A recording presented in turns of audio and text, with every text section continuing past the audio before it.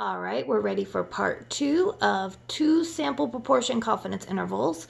We were looking at engineering majors and business majors and their preference for Iron Man as their favorite superhero. So here's our numbers, and so make sure you write those down, 44 out of 80 and 31 out of 65, because we're going to come over here to StatCrunch. Bum, bum, bum. All right, so we're going to go stats, proportion stats, 2 sample, with summary. Okay, so our first sample was the engineers, and I had 44 out of 80.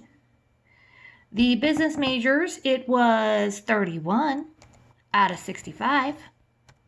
Now you'll notice there's a hypothesis test. That's for chapter 8, so we don't want it yet. So we want to go to confidence intervals, and we wanted 95%, so we're ready to go.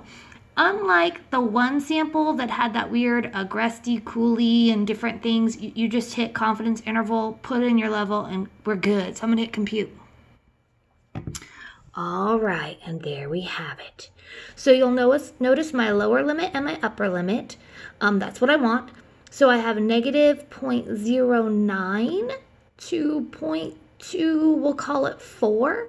So that's my confidence interval right there. So negative 0.09 to 0.24. Okay, so here we go. Sorry, I had to get the cap off.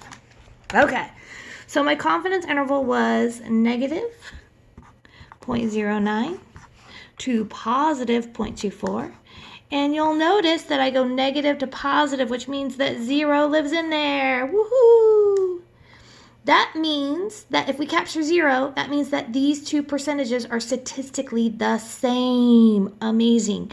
So we would say we are 95% confident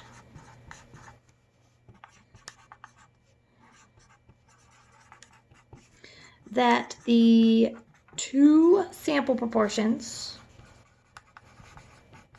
I'm just going to write P's because I'm running out of room, are statistically